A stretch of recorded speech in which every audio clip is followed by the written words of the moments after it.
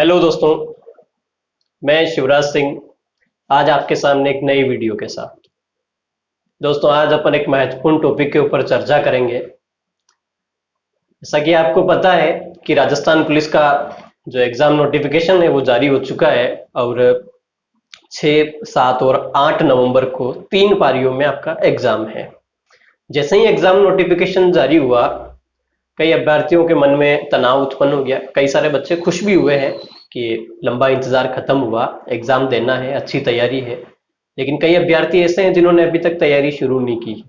क्या करें, क्या ना करें, क्या पढ़ें, कैसे पढ़ें, कितना पढ़ें, कहाँ से पढ़ें, ऐसे कई सारे द्वंद्व उनके मन में उत्पन्न हो रहे हैं कि क्या करें और क्या ना करें। दोस्तों, मैं आपको बता दूं, पहला काम तो ये है कि आपको बिल्कुल तनाव नहीं पालना है। यानी कि मन में किसी प्रकार का कोई द्वंद्व उत्पन्न नहीं होना चाहिए। आपके पास 60 दिन है, यानी आज से गिने तो 62 डेज हो रहे हैं, लेकिन आपको 60 दिन मान के चलना है कि आपके पास 60 दिन है तैयारी के लिए। इन 60 दिनों में आपको कैसे पढ़ना है, कितना पढ़ना है, कहाँ से पढ़ना है, क्या पढ़ना है, ये सब मैं आपको आपको बताऊंगा, है ना। आज अपन बात करेंगे कि इन 60 दिनों का जो आपके पास समय है, इस समय का कितना यूटिलाइज किया जाए, कितना सदुपयोग किया जाए, है ना, ताकि इस सदुपयोग से या इन 60 दिनों में जो आपकी तकदीर है वो बदल जाए, यानी कि आपके जो सपने हैं वो साकार हो सके। अब आपको देखना है यहाँ पर जो 60 दिन है। अब जैसे ही मैंने 60 दिन बोला तो कई अभ्यर्थियों के मन में आ रहा हो कि 60 दिनों का टाइम टेबल बना लें, टाइम टेबल के अकॉर्डिंग इतना इतना पढ़ लेंगे, है ना। ये क्या होता है, सिर्फ एक कल्पना होती है। क्या होती है? कल्पना होती है कि 60 दिन का अगर टाइम टेबल बनाया भी है ना, तो आज बना लिया, कल उसकी तरफ आप मुड़ के देखोगे नहीं, है ना। तो आपको टाइम टेबल नहीं बनाना है, टाइम मैनेजमेंट करना है। क्या करना है? टाइम मैनेजमेंट करना है, यानी कि आपको टाइम मैनेजमेंट आना चाहिए। अगर टाइम मैनेजमेंट आपका हो गया है, आप आसानी से सफलता को प्राप्त कर लोगे। देखो, सक्सेस इतनी आसानी से मिलती नहीं है ना। सक्सेस इतनी आसानी से मिलती नहीं है, लेकिन सफलता पाने के लिए आपके पास भी वही 24 आवर्स हैं। यानी कि जो टॉपर्स हैं उनके पास भी 24 आवर्स हैं, और जो असफल अभ्यर्थी है उसके पास भी 24 आवर्स ही होते हैं। इन 24 घंटों का आप कितना सदुपयोग करते हैं वो आपको देखना है। यानी कि कई अभ्यर्थी ऐसे भी हैं जो 18-18 घंटे, 20-20 घंटे पढ़ लेंगे। एक दिन, 2 दिन, 3 दिन पढ़े, चौथे दिन बीमार हो जाएंगे, क्योंकि नींद भी आवश्यक है ना।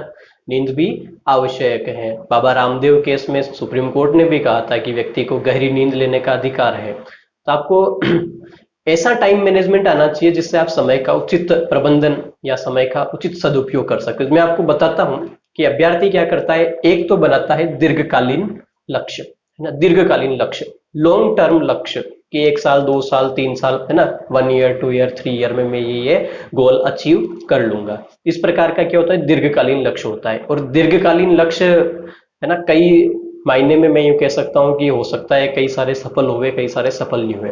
तो अपन दीर्घकालीन लक्ष्य की यहाँ बात नहीं करेंगे, अपन बात करेंगे प्रेजेंट, है ना, प्रेजेंट, टुडे, तात्कालीन लक्ष्य। आज का क्या लक्ष्य हो सकता है, आज मैं क्या अचीव करूंगा, अपन प्रेजेंट की बात करेंगे, आज के दिन की बात करूंगा। यानी कि अपन आज के दिन की बात करें तो आप सभी के पास 24 आवर्स हैं। कितने आवर्स हैं? 24 घंटे हैं।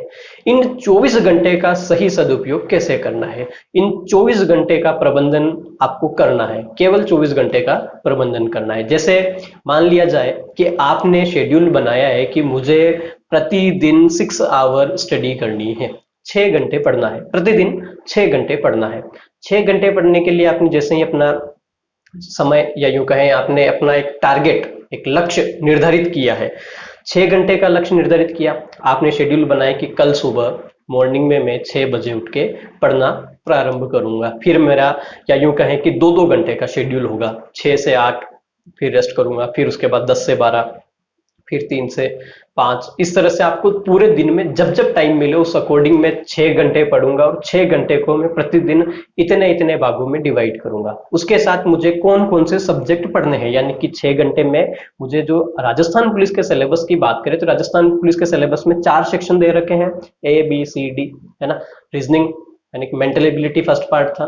फिर सेकंड पार्ट की अगर बात करें तो उसमें science, computer, India GK, statistical part जो है ये सारा है। फिर थर्ड सेक्शन की बात करें तो उसमें महिला एवं बाल अपराध की बात की गई है। फिर फोर्थ सेक्शन की बात करें उसमें राजस्थान जीके के संदर्भ में बात की गई। यानी कि ये जो आपके सामने 4 सेक्शन है, इन 4 सेक्शन के टॉपिक को उठा करके प्रतिदिन 6 घंटे किस प्रकार से आपको पढ़ना है। जैसे ही आपने निर्धारित किया, समय निर्धारित किया, अगले दिन जैसे आपने कहा कि भाई 6 बजे उठ के मैं पढ़ना प्रारंभ करूंगा, लेकिन हुआ क्या, अगले दिन आप 6 की जगह 7 बजे उठे। कितने बजे उठे? 7 बजे। तो 7 बजे उठते ही आपको, सुबह उठते ही ऐसा नहीं है कि आप 7 बजे उठे और आपके मन में तनाव उत्पन्न हो जाए, ओहो 6 बजे का टाइम निर्धारित किया था, 7 बजे उठा और फिर द्वंद्व शुरू हो गए। तो कोई बात नहीं, आप 7 बजे उठे तो 7 बजे है ना, आपको क्या करना, साथ में एक डायरी रखनी है। डायरी हो, रफ पेज हो, कोई भी नोटबुक हो, उसमें आपको लिखना है कि टुडे शेड्यूल, आज का जो आपका शेड्यूल है उस शेड्यूल को लिखना है। आपका आज का शेड्यूल है 6 ओ क्लॉक, यानी कि 6 बजे आपको पढ़ने बैठना था, लेकिन आप 7 बजे पढ़ने बैठे हो। तो आपको क्या करना है, अपनी डायरी में मेंशन करना है -1 आवर। क्या मेंशन करना है? -1 आवर। 1 आवर मेंशन किया और फिर आपने पढ़ना शुरू कर दिया। पूरा दिन आपने पढ़ा, पूरा दिन पढ़ा, उसमें आप में दिन में आपके सामने कई सारी चुनौतियां भी आएगी। ऐसा नहीं कि आप निर्विघ्न पढ़ पाओ, कई चुनौतियां भी आएगी। जैसे आपने पढ़ते पढ़ते आपकी इच्छा हुई मोबाइल देखने बैठ गए, है ना, मोबाइल देख लिया, थोड़ी देर पढ़ते पढ़ते बोले सो जाते हैं, थोड़ी देर सो गए, पढ़ते पढ़ते उठे, किसी दोस्त का फोन आया, बाहर गए, फोन पे बात करने लगे, व्हाट्सएप पे चैटिंग करने लगे। इसके बाद अगर देखा जाए तो दोस्त के साथ शाम को घूमने निकल गए।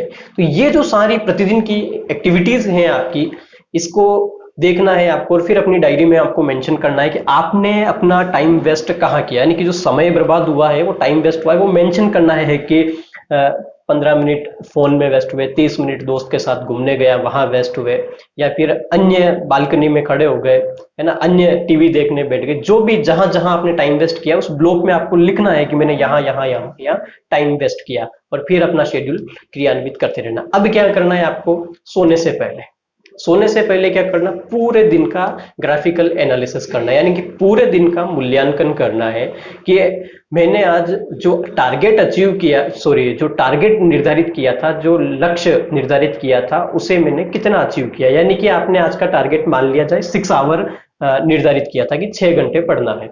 अब 6 आवर निर्धारित किया, उसमें से आपको लिखना है कि एक्चुअल टारगेट मेरा, जो टारगेट स्टडी टाइम जो था वो 6 आवर था, इस 6 आवर में से मैंने कितना अचीव किया है। जो फिक्स टारगेट है इक्वल अचीव टारगेट, मतलब इतना अचीव किया है। फिर आपको उसके सामने लिखना है कि वेस्ट टाइम, मतलब कितना वेस्ट किया। जैसे मान लिया जाए आपने 6 आवर निर्धारित किया था, उसमें से आपने अचीव किया 4 आवर्स, यानी कि 4 घंटे आपने पढ़ाई की।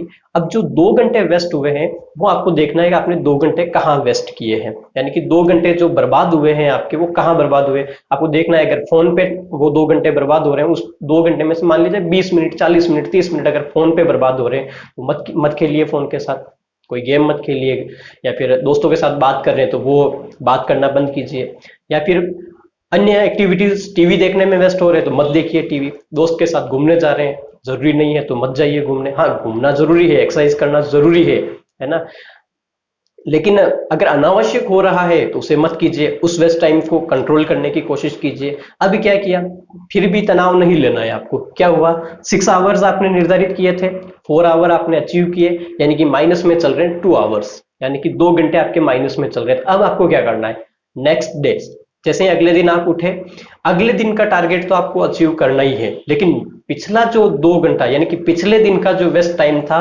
उस वेस्ट टाइम को भी आपको नेक्स्ट डे कवर करने की कोशिश करना है। ऐसा नहीं बोल रहा हूं कि मैं 6 की जगह आप 8 घंटे पढ़ो, लेकिन जो 2 घंटे, उस 2 घंटे में से कुछ टाइम जो है आप वहां अगले दिन उसको कवर करने की कोशिश कीजिए, कवर कीजिए। इसके साथ आपको क्या करना है, हाउ टू मैनेजमेंट, यानी कि हाउ टू टाइम मैनेजमेंट, यानी अगले दिन आपको मैनेज करने के लिए क्या करना है, आपको एक ग्राफिक एनालिसिस करना है, एक ग्राफ पेपर उठाना है।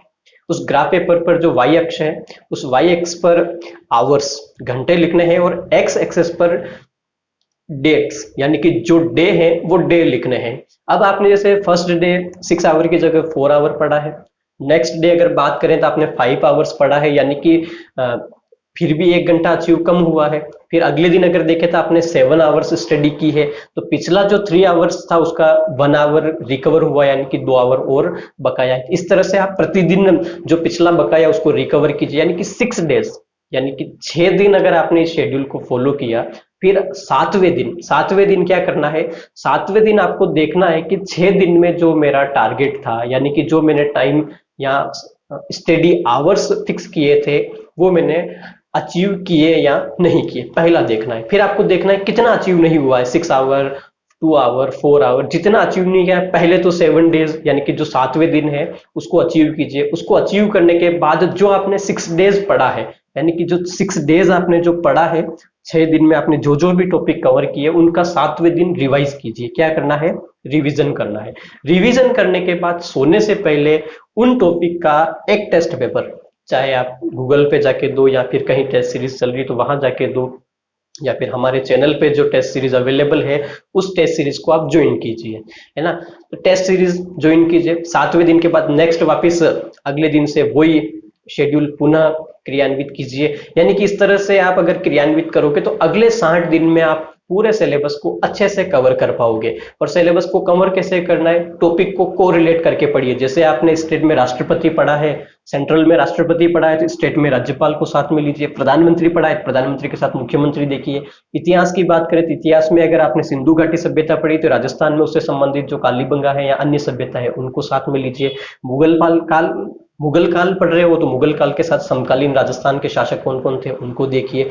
1857 की क्रांति सेंट्रल की पढ़ रहे हो तो राजस्थान में 1857 की क्रांति के मुख्य केंद्र कौन से थे उनको लीजिए। जैसे स्टेट ह्यूमन राइट्स कमीशन पढ़ रहे हो तो उसके साथ सेंट्रल ह्यूमन राइट कमीशन देखिए। केंद्र का वित्त आयोग पढ़ रहे हो तो स्टेट का वित्त आयोग साथ में लीजिए। या फिर सूचना का अधिकार या सूचना आयोग पढ़ रहे हो सेंट्रल का तो उसका स्टेट का साथ लीजिए। केंद्र में लोकपाल पढ़ रहे हो तो स्टेट का लोकायुक्त साथ में लीजिए। इस तरह से आपको क्या करना है कि टॉपिक को कोरिलेट करके पढ़ना है। कोरिलेट करके अगर आप पढ़ोगे तो समझने में आसानी होगी और टॉपिक आसानी से कवर होते जाएंगे। यानी कि दोस्तों, जिसका आज अच्छा है उसका कल अच्छा होगा, और जिसका कल अच्छा है मतलब अपन सीधा सा कह सकते हैं कि मिलना तो इन्हीं कर्मवीरों को ही है। नेक्स्ट अगर बात करें तो बदलाव की अगर देखें तो पहला बदलाव यहाँ से, दूसरा बदलाव यहाँ पे, और जो आपकी किस्मत है वो तो भाग के जाएगी कहाँ, मिलना आप ही को है एक दिन। यानी कि अगर आप लगन के साथ लगे रहे तो सफलता जरूर मिलेगी। यानी कि दोस्तों, जिस तरह से आप राजस्थान पुलिस की तैयारी कर रहे हो, एक काफी सम्मानित विभाग है यह। समाज में जितनी भी कुरीतियां या फिर समाज में जितने भी हिंसक या यूं कहें कि जो असामाजिक तत्व हैं उनके ऊपर नियंत्रण स्थापित करने वाली संस्था है ये। और राजस्थान पुलिस की अगर आप लोग तैयारी करो, यानी कि आपके सामने एक बड़ा यूं कहें कि 2 प्रकार के प्रेरक आपको तैयारी के दौरान मिलेंगे, है ना। एक तो यूं कहें कि उत्प्रेरक और एक दुष्प्रेरण, है ना। दुष्प्रेरण बहुत सारे मिलेंगे। अब 60 दिन में कौन सी तैयारी हो जाएगी, अभी तो सारे कोचिंग सेंटर ही बंद है, कैसे पढ़े, कहाँ से पढ़े, दोस्त के पास जाएगा, नोट्स लेगा, ये लेगा, कुछ नहीं करना है। आपको केवल सकारात्मक रवैया अपनाना है, अपना सिलेबस उठाना है और टॉपिक को छाट के जो भी मानक पुस्तकें हैं उनसे उस टॉपिक या सिलेबस को कवर करना है। क्लियर हो गई बात। 10th स्टैंडर्ड है, आप 12th स्टैंडर्ड तक देखिए। यानी कि कुल मिला के आपको समय का उचित प्रबंधन करना है। हमारी टीम आपके साथ जुड़ी हुई है। अगर आपको किसी भी प्रकार की समस्या है तो आप हमें कॉल करके आपको जो टॉपिक समझ में नहीं आ रहा है उसके बारे में हमसे चर्चा कर सकते हैं। Thank you.